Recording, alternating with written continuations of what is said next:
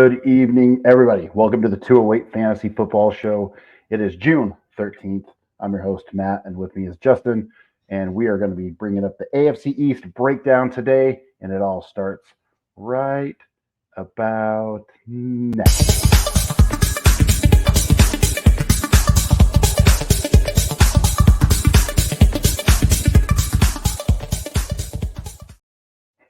All right. Welcome, everybody. Thanks for tuning in on this Thursday evening. Justin, how you doing, sir? Good. Got some exciting news. We actually are under contract to sell our house, so we got our house off the market in a week. So Yeah, it it doesn't surprise me. moves super fast. I should have put it up for more money, but I'm happy. I'm happy someone liked it. So Outstanding, outstanding. I think that's super exciting. On to new adventures for sure. yes, sir. So, just to be clear, not leaving the show, just leaving the town. So Yes, we're sir. we're we're good. We're good. Well, let's jump into it. Let's what we always do. Let's get into the news. What's going on?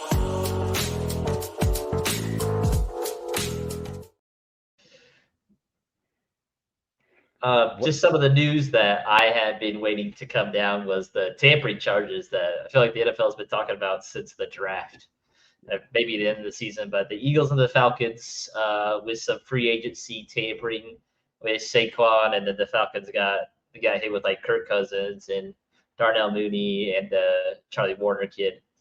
So the Eagles actually didn't really receive anything. The Falcons did end up losing a fifth round pick in 2025, as well as their GM got fined and the team got fined. So nothing crazy. So from what I've heard is the Falcons actually got in contact with Mooney, Warner, and Cousins during the legal tampering thing, during the legally tampering time period, but they were just giving them like flight plans and like doctors and like trying to get things forwards and stuff like that. So kind of interesting. A lot of people were saying that the Falcons were going to lose a first round draft pick and have to give it to the Vikings, and I was like, there's no way that's going to happen. So I'm glad it's just a fifth rounder, but I mean, it is what it is. Like, we still got our quarterback, so I'm happy. Another one, Waller finally announced he retired. I feel like he's been dragging that on forever, making rap videos, all that stuff. So it's kind of interesting. Like, what do you think that means for Bellinger or Theo Johnson? Are you gonna try to get any buys of them? No, no, I'm not gonna have any shares of those guys. Everybody knew Waller was going to retire. I don't think it really increased any of the Titans ADPs at this point. Not interested. I guess I'm more of a wait and see with those two guys and see what happens. But Yeah, nope, I'm passing. yeah, that offense is kind of tough to buy into as well. Aaron Rodgers again likes to be Aaron Rodgers and likes to be in the news. He decided to skip all of minicamp, and his reason was it was a very important event to him, whatever that is. Like, I mean, it's his choice. It does scare me. We'll go more in depth with us hitting the AFC East today with the Jets, but it is a little concerning. But I feel like I could give some good news for those Garrett Wilson people like me that need a little bit of reassurance, as well as Amari Cooper, T. Higgins, Alvin Kamara, and Jamar Chase are all skipping minicamp to try and get some money. What do you think about that, Matt? It doesn't bother me. I mean, they're all veteran guys. You hate them see the mandatories, especially where there's new coaches on certain teams. But I'm not really worried about it. If they can get their bag at their tail end of their career, let them do it. It can backfire for us as fantasy football owners for sure. We've seen it in some cases. It's still a little bit early for me to be concerned, but I'm not overly worried about it. We'll see how it goes. It should be fine. I hope. And then two more. So I'm going to save the best one for last. So Sam Darnold is listed as a starting quarterback right now for the Vikings. Again, maybe he starts the first four games. I trust JJ to go out there and start, but I think they're going to put Sam Darnold out there for some trade bait and say, hey, he can't play. Maybe a quarterback goes down late and says, hey, like Sam Darnold can play. He plays really good in this offense. Kind of like the Cardinals did a little bit with Josh Dobbs last year, and he ended up getting traded to the Vikings for – it was a pretty low pick, but, I mean, give Sam Darnold some real looks and maybe get some back for him.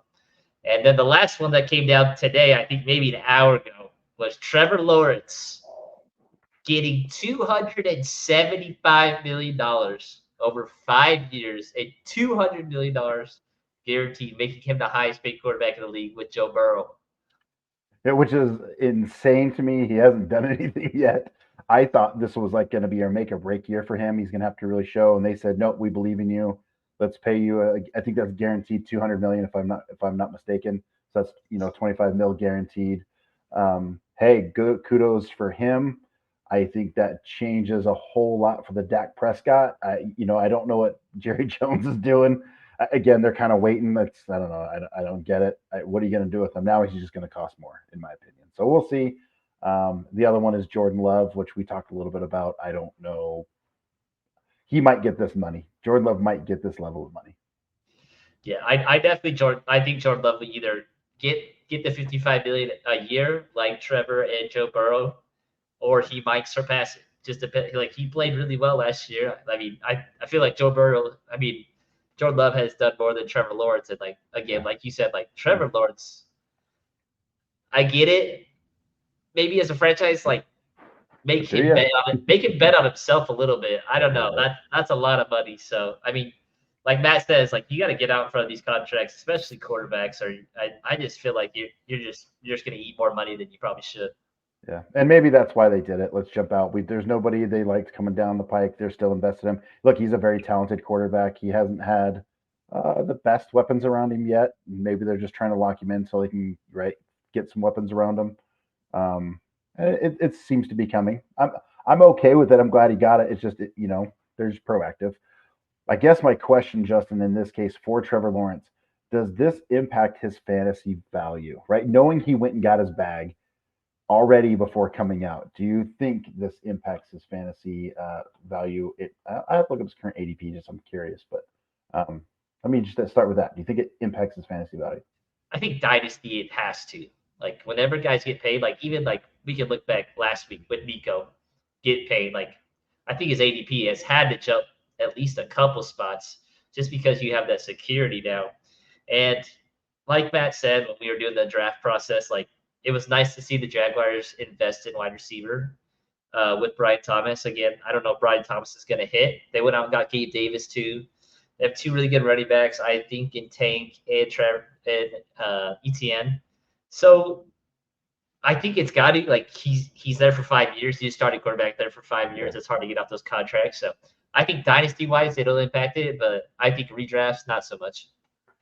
So here's a sneaky pick, and maybe it's just me thinking it's sneaky, and it's not that sneaky. I 100% agree with you in Dynasty. If you can go get him cheap right now, go ahead and do it. Like at worst, he's a 2, but what if, right? He is their guy now for the next 5 or whatever 4 things go out, and he can be your number. He can turn into a number 1, incredible value. In redraft right now, he's going in at 102 in the as quarterback 16. So okay, maybe that seems appropriate, but I'm kind of thinking maybe all right, maybe he will say, hey, I'm going to go out and play and show you what I can do now that I've got my bag and now with some new weapons around him. Maybe he's not quarterback 16. Could he finish as a top 10 quarterback? Yeah, I think so. Yeah.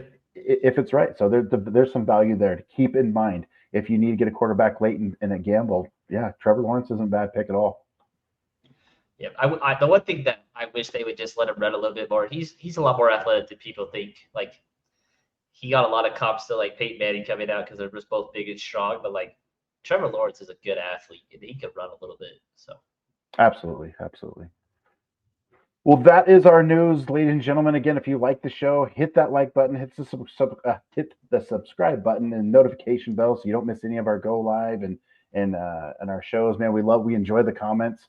Drop some comments. Join us on our other platforms as well, which is X, Instagram, Facebook, Spotify, and I believe now Apple Podcast. Right? That's yes, right? Sir. Perfect. So we're all over the place. We just like talking football. So. Enjoy that. And I'll put that up here. We'll run it through. Kind of next up, we are going to break down the AFC East, ladies and gentlemen. We did that last week. I think we found a lot of value in it. These are players we want you to target. We like what they see, their target shares, and their ADP, and where there's value in this division. The AFC East is a very interesting division, and we're going to jump into it just right now with the New York Jets. Justin, let's talk about the Jets. The Jets. It was so funny doing my research for this division because it felt like it was two teams and then two polar opposite teams. So you have two of the top five scoring offenses and then two of the bottom five scoring offense. So it's just a really weird dynamic between the two. So anyway, with the Jets, so I'm gonna go over kind of their offensive stuff, then we'll get the position. So the Jets were 31st in total offense, 30th in passing offense, 22nd in rushing offense, and 29th in scoring offense. They are truly middle of the pack when it comes to running gap versus zone. So they run both of those. With the additions with Simpson, Moses, and Olu, I expect them to run more power, some more gap scheme. One thing with Hackett is he was running a lot of 12 personnel. So I'm going to go over a lot of personnel today and kind of just give you the dummy version of each one. So the first number is number of running backs, so 1, and then 2 is the number of tight ends, and the rest is your wide receivers. So they're in 12 personnel quite a bit. They like that. They like that 2 personnel. They do have 3 pretty good wide receivers, so maybe they go to a little bit more 11 personnel, which is mostly what the NFL likes to do. Their run pass percentages, I believe they are right down the middle of the pack. They were 43 and 57, right around there. So they kind of go half and half. Again, I don't think Nathaniel Hackett is a very good play caller. I think he got a job because Aaron Rodgers is there. But that's kind of their stuff. Like they were a really bad offense last year with a lot of stars on their offense. So Matt, I'll toss it over to you. We can go position. Yeah, I think one thing to add to that too is remember, and we all know this, Aaron Rodgers got injured, so I think the pass runs would have been skewed a little bit differently than it was last year. But I agree with everything else you're saying there. So we're going to start off quarterbacks and Aaron Rodgers. So Aaron Rodgers at ADP currently, based on our stuff, is 119, right? So 119th average pick, right, for that. I believe that's pretty good value, right? I still am an Aaron Rodgers believer. I've always believed him. He just seems to get it done when he's healthy. Obviously, last year didn't help, but he seems to find ways to win. He seems um, find ways to win and get it done, which is super cool. At the 119 value, okay, he's worth a shot. I mean, he's way down there in QB 19, right? You could wait on QB. QB depth is very deep this year. Hold off, get your other guys, and we've got draft the way we like to draft, whatnot, either zero running back or hero running back or that type of stuff. But I like Aaron Rodgers. I think you're going to see a bounce back from him if he can stay healthy. I think he's going to get that team up and running. I hope so. I mean, with all this offseason news, he just keeps being it. Like, he just wants to be the belle of the ball. One thing that people should be less concerned about, like with Aaron Rodgers and the injury history, all that stuff, they did sign Tyrod Taylor, who is a very capable backup. He has been good since the Bills. Like, he's very capable. I think he's way more capable than Zach Wilson to run an offense. And you'll still see a drop off, but I don't think it'll be substantially amount. You'll probably get more touchdown production from Garrett Wilson. I really think they're going to lean on Breece Hall this year. Like, I think that offense runs through him. He's the stud of that offense. But we'll talk more about that in a second. Yeah, remember, Aaron Rodgers doesn't take a lot of hits. He tends to get the ball very quickly, right? As in his older, he can still get the ball downfield. I 100% agree. They're gonna rely on Breece still, like they did last year. But I do think he's going to get him. If you believe, I guess my thought is, if you believe in Garrett Wilson, don't you kind of have to believe in Aaron Rodgers, right? He's the one throwing to him. So again, you can wait on that, so on and so forth. We just talked about it. We'll talk about RB Breece Hall. He is number 4 ADP. Makes the most sense. He is legit. Could be RB1 easy in this offense. The kid is uber talented. If you don't believe us, just go back and look at his stats last year for what he did on an atrocious offense with hardly no offensive line and no quarterback. You can pick. If he falls to you at 4, okay, I'm picking him up early all day long. And 4 is a great pick. You can't go wrong. For sure. With Breece, I think there is a triplet or a quad where I'm pretty fine with taking basically any of those 3: CMC, Breece, Bijan. I'm pretty comfortable taking them anywhere in top 4, like, because I know there's going to be different makers. They're going to be really helpful as a running back, where there isn't a lot of running backs like that. He's a stud. He's really good. I don't know how much of Braylon Allen we're going to see. like I said, I think this offense runs through Brees. He catches the ball really well. He does everything you want in a running back. He does everything well. So I don't. It's gonna be really hard to take him off the field unless he's just dead tired. Yep, agreed. And if for them to win, he can't be dead tired, right? He's just going to be a super important cog in that offense. Our next position here is tight end. Conklin's their tight end. He's coming in at 168. I really don't have any desire to take a tight end on the Jets. There's just not enough there. We'll talk about wide receivers here in a second. Aaron Rodgers hasn't historically thrown to tight ends forever. There was a couple of times when the Packers kind of in his mid-early career, but I'm off tight ends in the Jets for sure. Yeah, I mean, maybe in Dynasty I might look at Rucker, but like Matt said, like Aaron Rodgers does not use tight ends. I think the only relevant tight end he had was Tanyan had that really big year, and then Jeremiah Finley back in the day. But like he loves 3 wide receiver sets, and he likes throwing the ball like to those wide receivers. So I think Garrett Wilson should eat, and those wide receivers should eat. So there's no tight end I would invest in this offense. A quick shout out, just real quick, Mike Easterling. Thanks for joining us. We appreciate you joining the show. Super cool to be here. Leave us a comment, man. Hit the like button for us. Continue with those comments for sure. And to answer your question, Chance took the day off today, so he had some other things to do today, but he will be back next week for sure. We miss Chance. Hopefully he's having a good time. For sure. Going to the Jets wide receivers. So here's where it gets interesting to me for the Jets. Wilson at 14, and then it really drops off. You have Mike Williams and Corley, which is the rookie, right? Mike Williams is 135, Corley at 217. Wilson, I'm okay with getting at that turn, right? I have no problems that 1-2 turn, probably in the second round, early to late mid-second round. I'm cool with Wilson's the guy. I really like Corley. There's some good news coming out of him at camp. He's got some rapport with Rodgers, which, remember, this is really interesting. Rodgers doesn't typically like rookie wide receivers. That's not his thing. So you're kind of like, is that a real thing or is it not, right? I think it is. I like the Yak King coming out of college. I think that translates well into that offense. Deep threat now, mediocre, quick, get the ball up fast, let him do his magic. I am not touching Mike Williams with anything for me. He has burnt me too many times. So the 2 receivers that I like, let's get Wilson and take a deep flyer on Corley. He doesn't cost you anything in my mind. So again, if you guys like, if you like Aaron Rodgers and you like Wilson, that makes sense. I think Corley is a good pickup there too. I don't see him any better than a wide receiver 2 at best, right? So he's probably mostly a 3, but he's a good value at the end, very end of your pick, very end of your draft.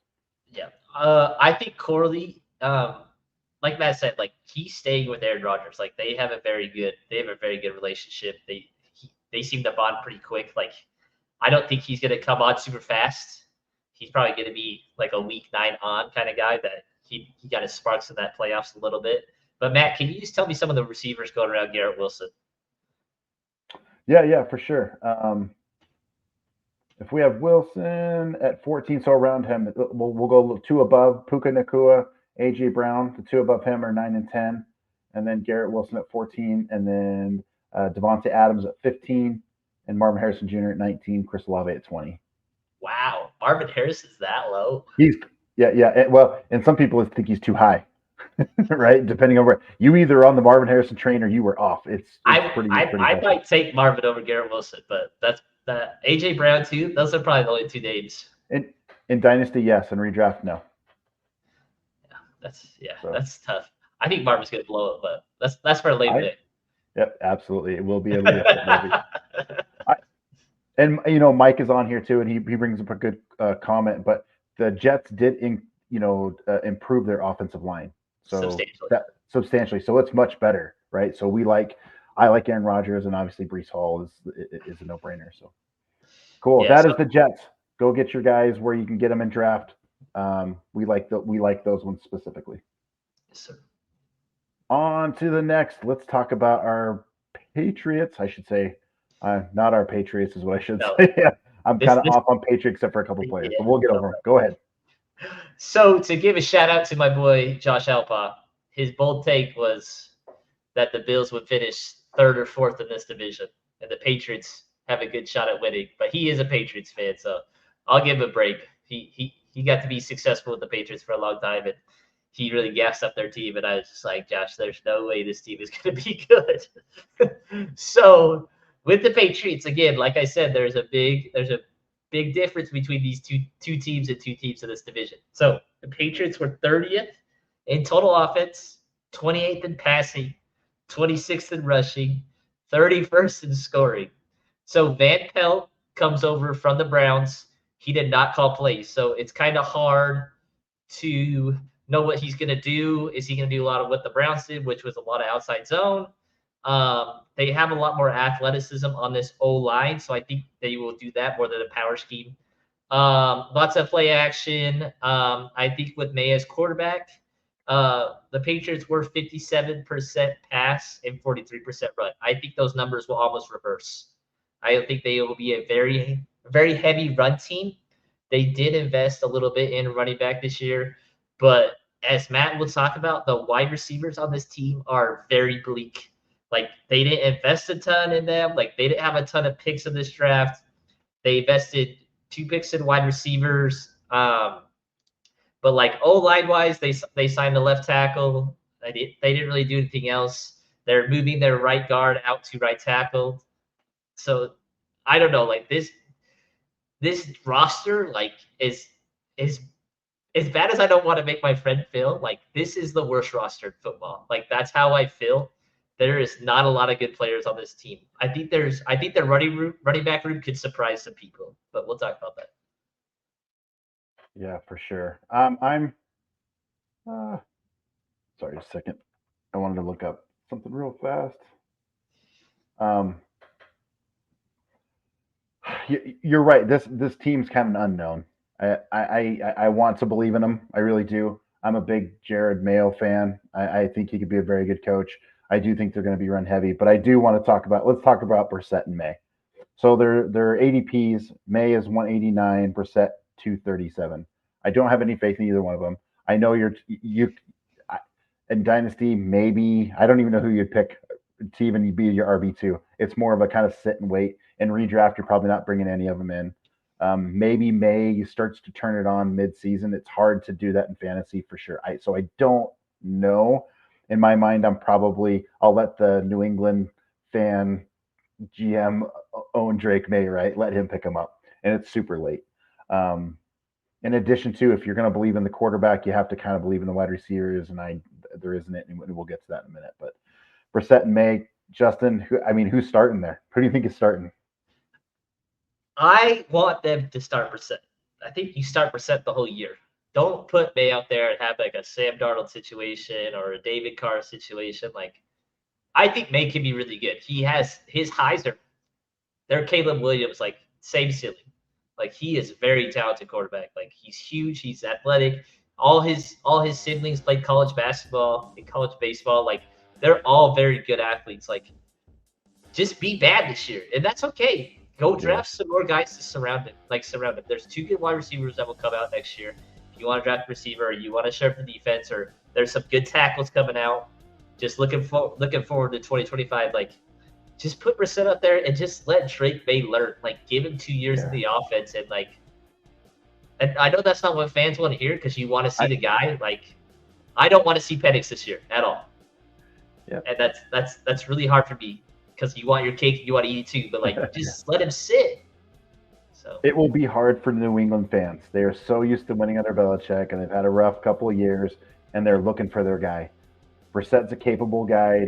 He's kind of that game manager.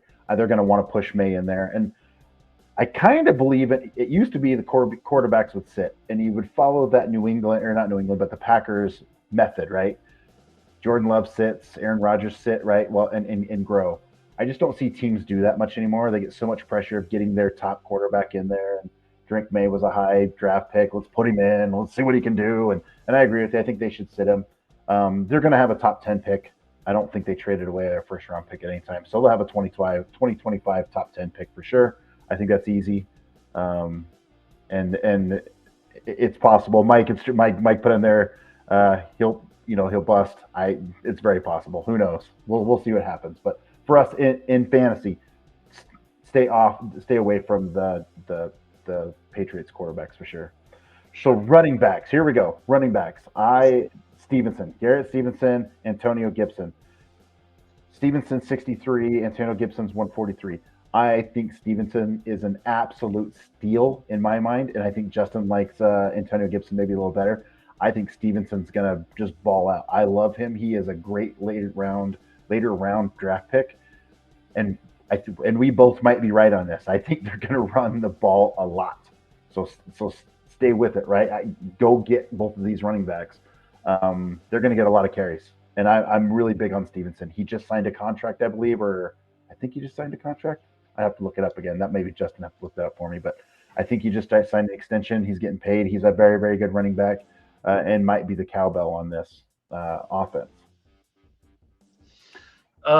Again, I don't know Stevenson one again, but I'll just talk about both of them while Matt probably looks that up. So Stevenson was their, I think he kind of was the focal point of that offense. I mean, they didn't have a lot to go with.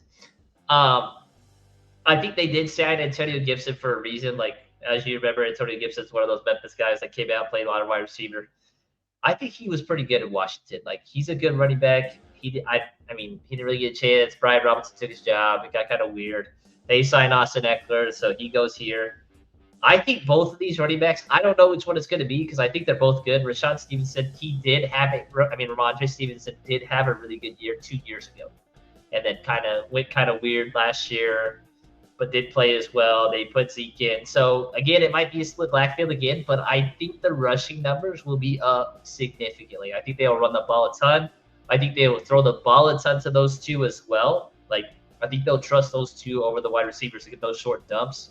So, I think at the price, like you said, Stevenson 68, I'll take a flyer on Antonio Gibson to see what happens. Like, he could be the starter, but again.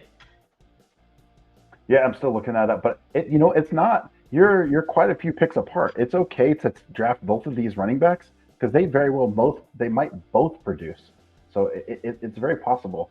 I can't find that where I think he signed an extension, but I could be wrong or was in the middle of one. It's okay. We can think about it later. But I'm on board with both of them. The offense has to go through somebody. It's going to be the running backs in my mind.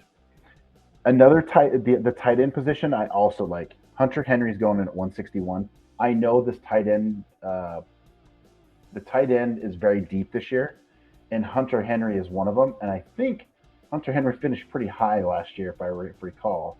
And he is going at tight end 19. I will put money down on it right now. He finishes higher than 19. All day, every day. It's too easy. They have to go through somebody in the passing game. You put Brissett or Drake May in there, they're going to find Hunter Henry. It's so much logical sense to me. He's going to finish higher than 19.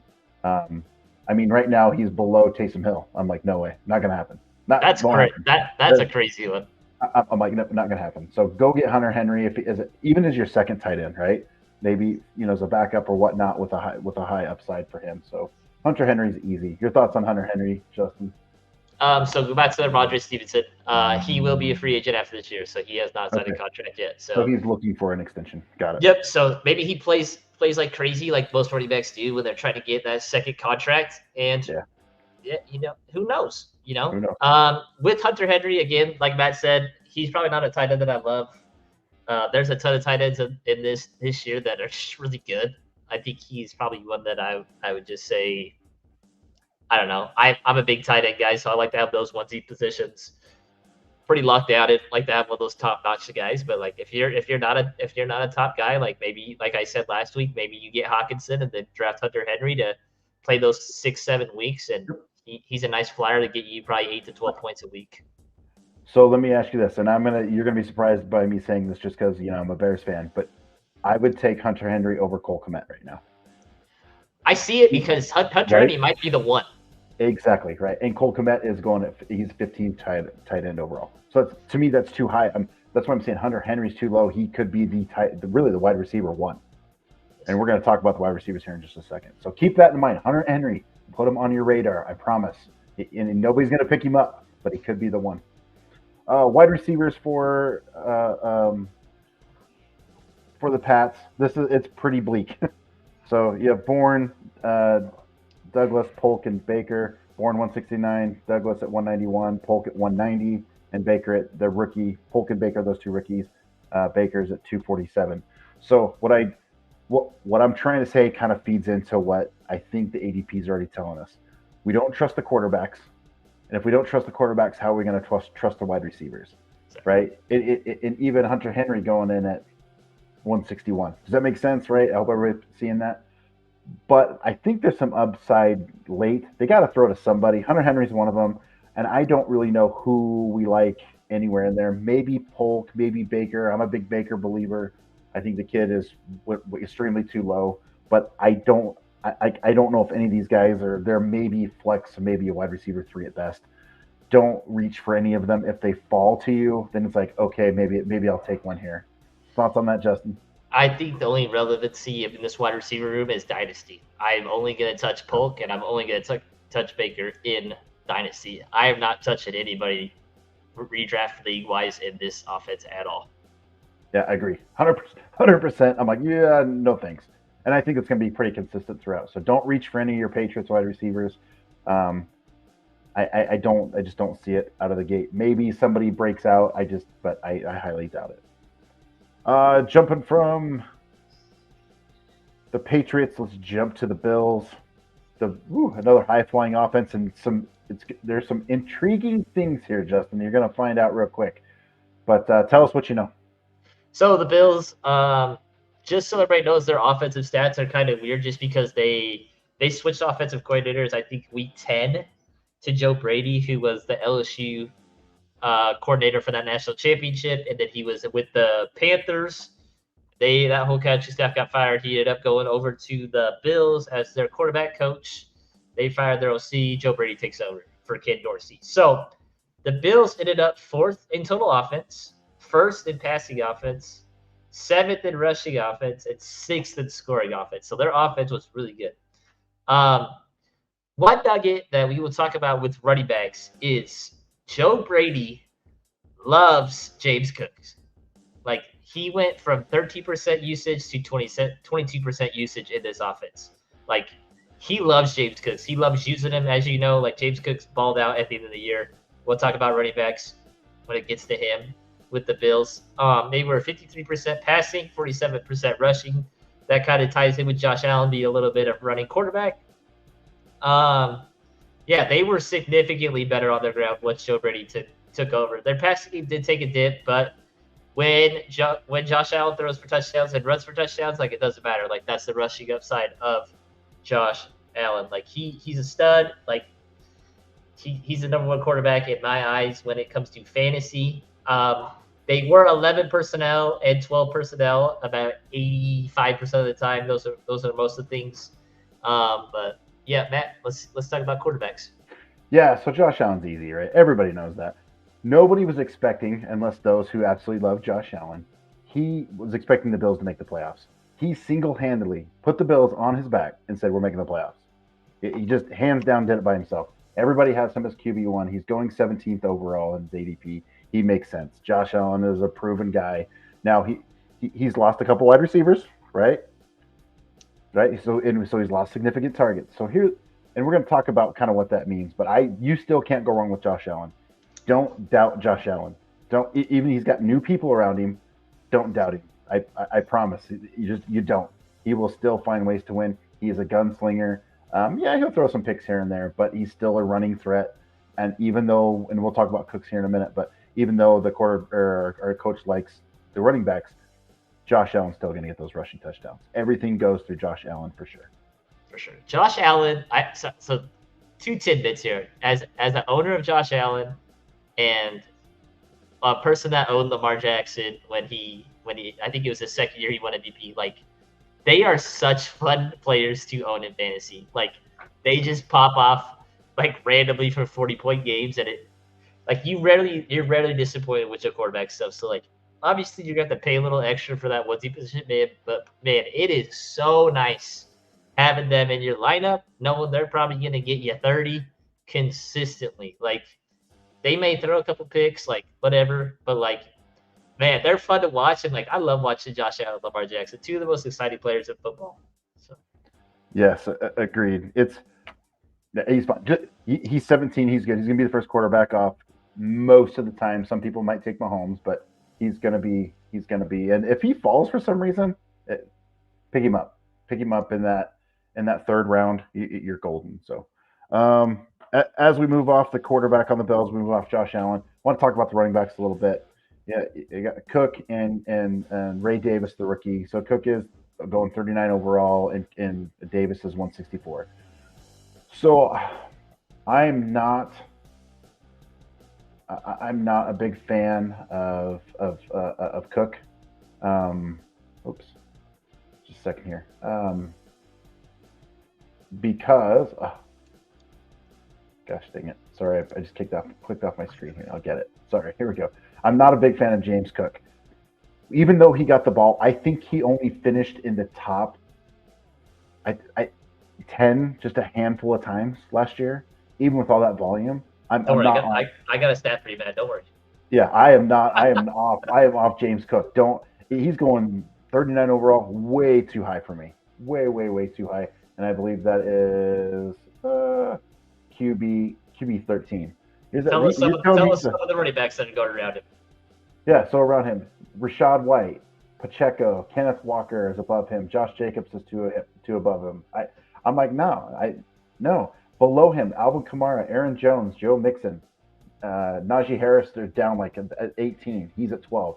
So you're telling me he is could be a number one running back for somebody's team? No, not at all. None. No. I'm passing on him. Ray Davis is a rookie, a kid that runs really hard. I like him. He could vulture some touchdowns for Josh Allen, try to keep him healthy a little bit. But as far as I'm probably not investing I'm probably staying away from the Bills running back room is what I'm getting at. I prefer to, but give me your stat. I'm curious. Now you got me on curious. I get it. Like James Cook is not, he might be victim weight. That shit says he's not big. He just catches the ball really well. Like, I don't think he's as good as his brother. I think Dalvin was really good. James Cook is decent. Like, but he's in a really good offense, and Joe Brady loves him. So when Joe Brady took over week 10, right? So that's 7 weeks. 1, 2, 3, 4, 5. Oh, whoops! I'm on the wrong thing. 1, 2, 3, 4, 5, 6, 7. So they had a bye week. So Matt, as he alluded, he had 4 out of those 7 weeks as a number one running back. So a top 12 running back, which I'll take. Like, if you're taking him that late, like, I'll do it. Like, he was super consistent at the end of the year.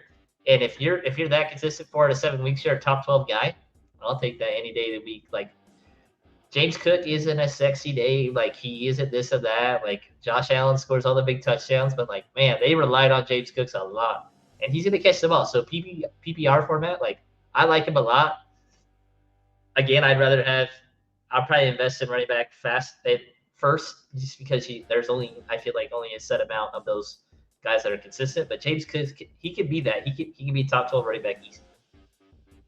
Yeah, and that's where we're different. That's okay. That's why we talk about it. I want nothing to do with them, and that's okay. I think if you were going a little later, I'd be okay with it. He's all receiving. I think he only had 2 rushing touchdowns last year, and he had 4 or 5 receiving touchdowns. So everything is based on his receiving for him, and that's where it makes you a little nervous, because they've got some new weapons for the Bills, and which we're going to get into. Tight end. Let's jump to tight end. So Kincaid and Knox. Kincaid is going at your ADP 53, and Knox is 245, way down there. I'm not opposed to owning both of them. If Kincaid gets hurt, Knox picks it up, right? Not a big deal, but because he's so late. You can get Knox super late. Kincaid is going to eat so much their share, it's ridiculous.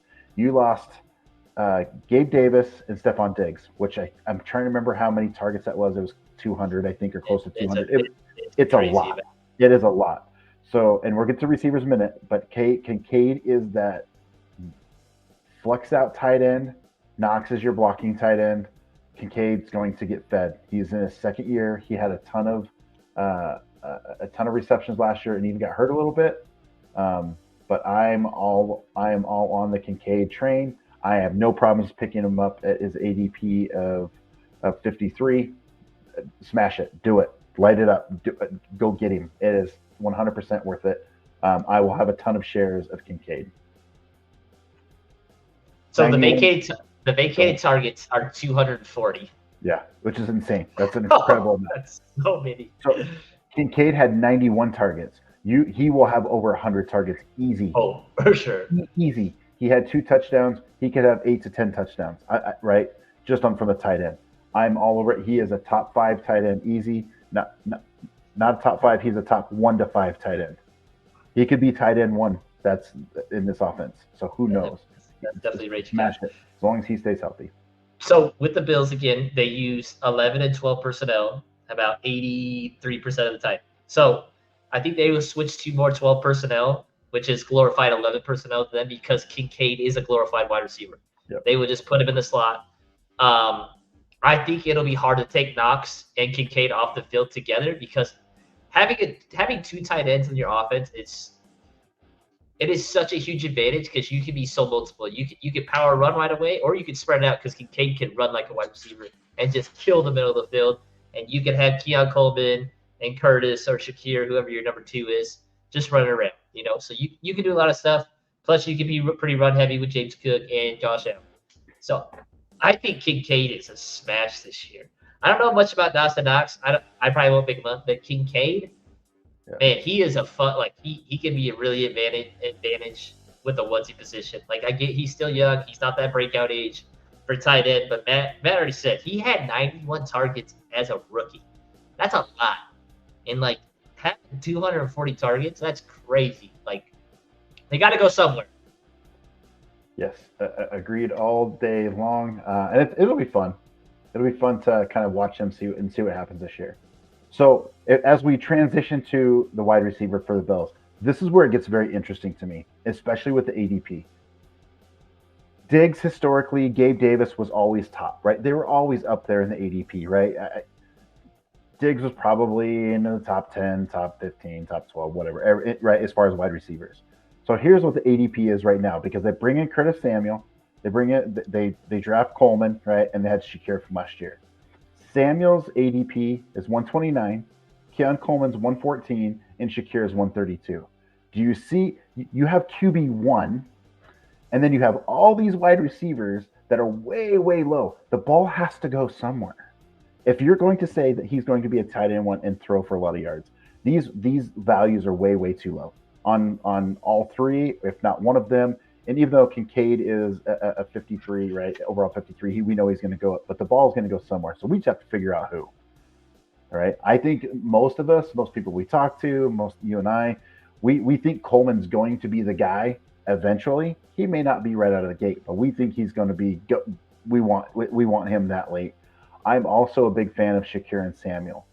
So Justin, knowing that where their ADPs are, who are you taking? What's your thoughts? What are you going to go with that? So they're all being drafted like a wide receiver 5. It feels like pretty low.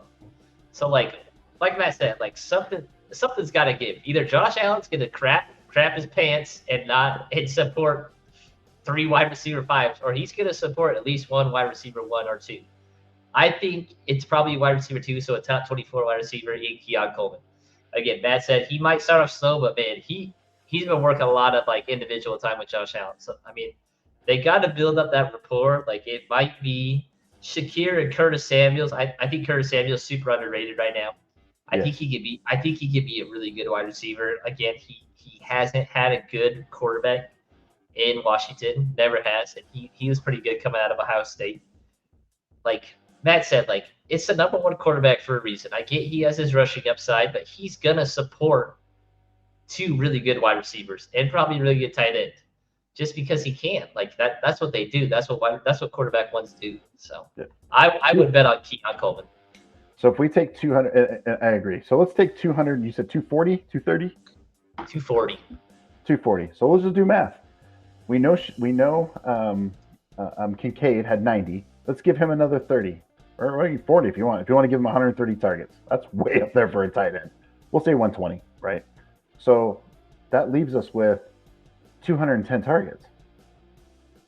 So of that 210 targets, who's getting them, right? If you break out 210 targets and let's say Samuel had 90 targets last year, right? There's still Hey, 100 and some targets left. you know who's going to get 40 plus targets extra? James Cook. Yeah, maybe. I'm just Maybe. saying. Maybe. I Just think they're saying, going to man. want to push the ball down the field. And even if you give him another 20 targets, right? Okay, Still a that's ton left there's over. still a ton left over, you know. And Coleman's that jump ball guy. I think they're going to, get the ball, push the ball down the field and get it to him. I think Shakir is going to find some space. All we're saying is you're getting extremely good value on these players for the Bills. Keep For that sure. in your back pocket. That's all For we're sure. saying. As time gets closer, I think the camp will break it out a little bit, and we'll figure out who's who. So pretty cool. Bills, put it in your back pocket, jot it down, go check out these guys, and don't tell your league mates. Right? It's like I will score a few of these guys on my draft for sure. Oh, moving on. The greatest show with no defense, the Dolphins. Let's talk about the Dolphins. It's true. This is the number one offense in the NFL last year. Yep. So they had the number one total offense, the number one passing offense, the number 6 rushing offense, and the number one scoring offense. As you know, like Raheem Mostert went off. They passed 57% of the time, ran 43% of the time. That's usually the plus minus you see with the run game. Very good run scheme, very similar to Shanahan. They use Tua as a point guard. Don't ask him to do too much. I really see the similarities between Tua and Purdy. They both are just point guards. They just distribute the ball really well to their playmakers. They run a lot of wide zone and West Coast passing stuff. They just let their running backs make one cut and they go. They did use 21 personnel, so 2 running backs. So the first time we've seen that division. 1 tight end, 2 wide receivers, the most. That was their most personnel package used, which is pretty interesting. Again, that could be 2 running backs. That could be a running back and a fullback. And then their next was 11 personnel, which makes sense. Um, again, Raheem Mostert went off last year. I mean, they drafted another running back. Man, this offense is fun to watch, but like Matt said, they don't play a lot of defense. So. No, not at all. I.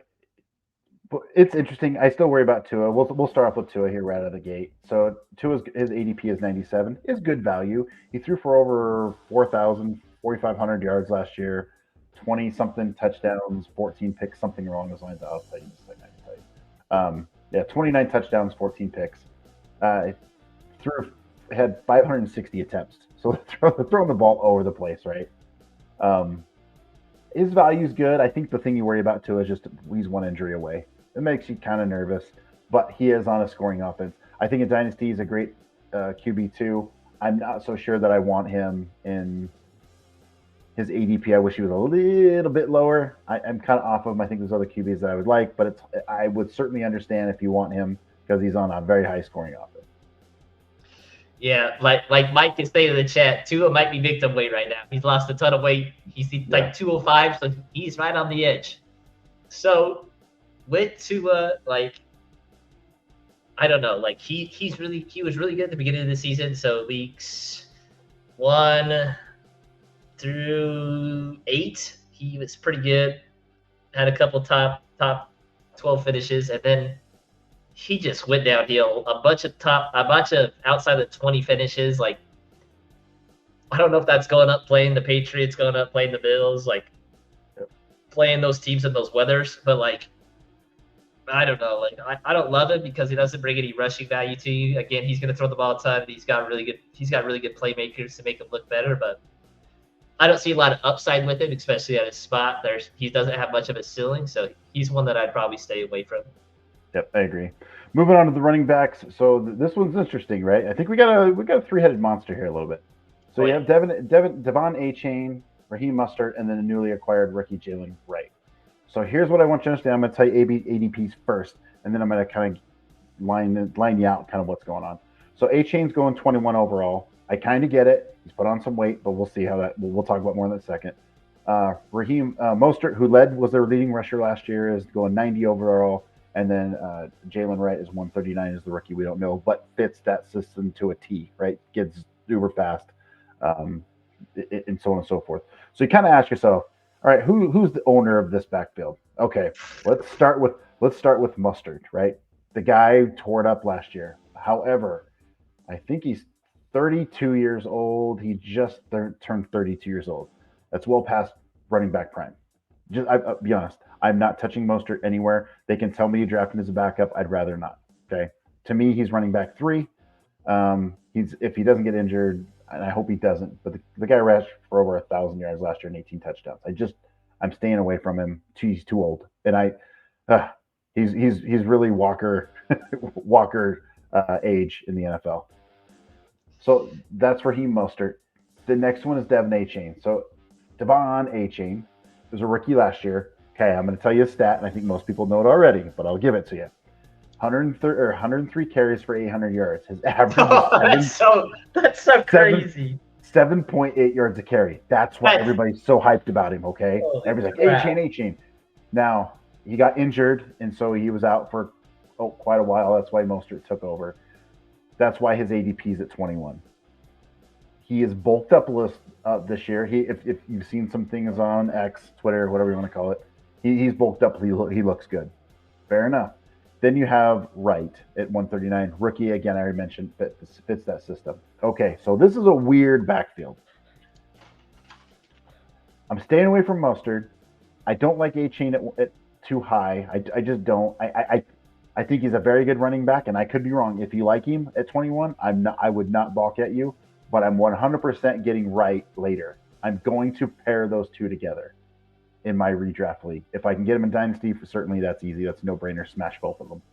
But don't draft Mustard. Let somebody else pick him up. Take those two at their ADPs, even though I'm probably not going to take Achane that high. I hope that makes sense, but I don't fault you if you want to do it. If you're going to do one, do the other. That's my advice on that. Justin, your thoughts? So I'm going to talk about the O-line. Since Mike wants us to talk about O-line a little bit. So they lost their starting they lost their starting center, and they lost their starting right guard who got paid fat money to go to the Panthers. I think he got paid over $100 million. So probably a pretty decent guard. That's going to have some impact on the run game a little bit. Break it in. 2 new starters. I don't think they're going to start their rookie out of Houston. Teron Armstead has been one of the best tackles in the league for a long time. He has contemplated the retirement, I think, for the past 5 years. So he's dealt with a lot of injuries. So does that run game take a little bit of a hit with the interior taking a hit? Maybe a little bit. Devon Achane, like that 7.8 yards, that ain't gonna be a thing next year. There's no way you can sustain that. That is absurd. Like I just don't see it. Like I'm not taking him at 21. I don't take running backs that little that I don't think can hold up that long. Raheem Mostert just had a great season. Like super happy for him. Like, if I'm going to take anybody, it's probably going to be Jalen Wright because I feel like one of these guys is going to get hurt. And I feel like it's either going to be the old man on the block, but she's almost the same age as me, so that's kind of tough, or Devon Achane. Like, Devon Achane missed 6 games last year. Like, and Matt said he only had 108 carries. Like, obviously he didn't hold up. So 21 is rich for me, real rich. I think it's important to recognize too, because you bring up a good point. You know, if you were able to extend his season out and he got more carries, that average would have went down, right? He'd probably not be at the 7.8. He may have been, I don't know, maybe he's in the 4 range, 5 range, and that's fine too. The kid is ultra explosive. We get that. Just don't be overhyped about him. I like the kid. He's explosive. It's fun to watch him. He's great. I just want some insurance. If you're going to, that's why I keep saying, if you're going to get him at 21. Get the insurance with Wright. That makes a lot of sense to me. So it's up to you. I'm probably going to pass that high. If he falls a little bit, I'll pick him up, but I'm not going to take him at 21. Yep. Tight ends. I'm not going to spend a lot of tight ends for Miami. Johnny Smith, 28 years old, 50 receptions, 3 touchdowns. They don't throw a lot for their tight ends. Not really worried about it. So I'm not going to spend any wasting time. 183 in his ADP. Not worried about it. I love Johnny, but he's not draftable. Correct. Wide receivers. This is the bread and butter for Miami. We already know Tyreek Hill. He's going number 3 ADP. Everybody kind of keeps wondering when he's going to fall off. We don't know. Maybe does he fall off this year? He's talked about retirement a couple of times. We'll see. I think he's still valuable at 3. If you want him there, that's fine with me. Waddle's going in at 38. And then they picked up Odell as 248. I'm not interested in Odell whatsoever. We'll just leave him off the list. So, but I do want to talk about Waddle. Waddle's one of those guys. He seems to go a little bit too high for me every year. 38 still seems high, to be honest.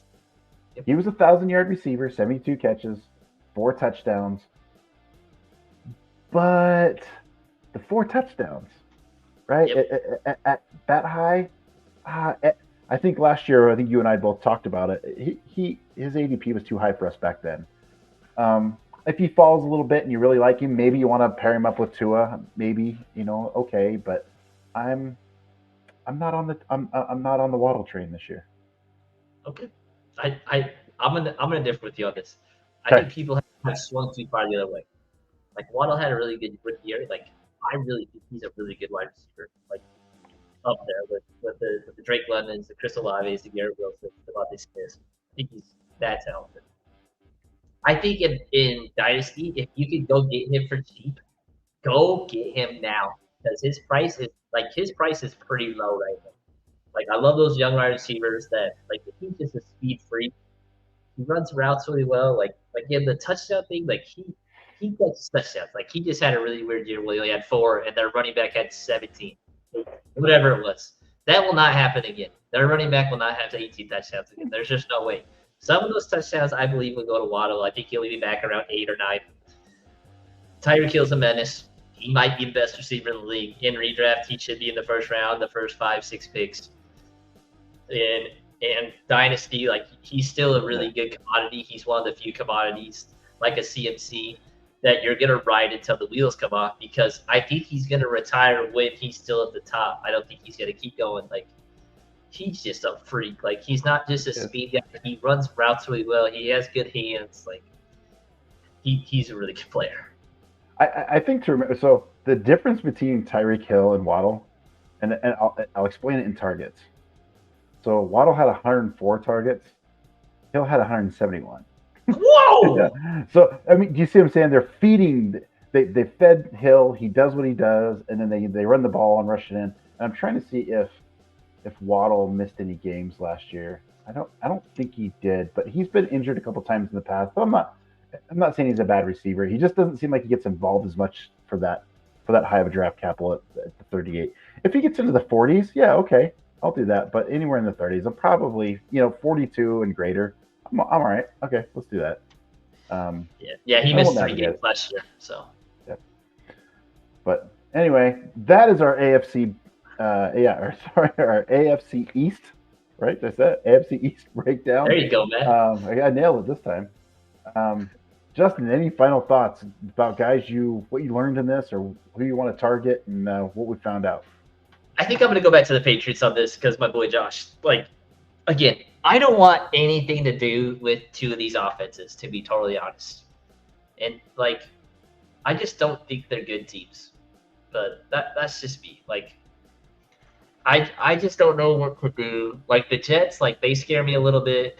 Aaron Rodgers is a little scary. But, like, sorry, just one of the offenses, I guess, with the Patriots. I really do think one of those running backs, either Ramondre and Antonio Gibson, is going to pop. In a zero RB approach, I would take either one of those guys because I think they're going to be that good. And with the Jets, again, I'll cover them a little bit. Breece Hall is a guy. Like, if you're scared about anything with that offense, they invested so much in that offensive line. And I don't think it's to rely on Aaron Rodgers. I think they know their best player is Breece. And it's him by a wide margin, in my opinion. I think he's way better than Garrett, and that's saying something. Like, Breece Hall is a dude in this league.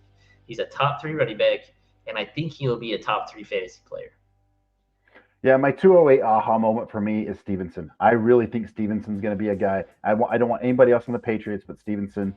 Go get Stevenson at ADP at 161. It's very reasonable with a ton of upside. If you miss at 161, not a big deal. But anyway, that's my 208 aha moment for sure. Justin, I think that's going to wrap it up for us here on this Thursday evening. We will try to be here Thursday evenings, everyone. So if you're going to hang out and try to catch us, Thursday evenings is where we'll be. We'll recap all the NFL news and do another division breakdown. I think that's kind of our go until we get through. We will do Yep. some more mock drafts here probably in the next month or so. Dynasty drafts are starting to dwindle down, and really redraft is starting to pick up right now. We want to get all those breakdowns, get you all the information we can to help you win those leagues. But until then, we'll see you next Thursday, and 208 is out. Enjoy your evening.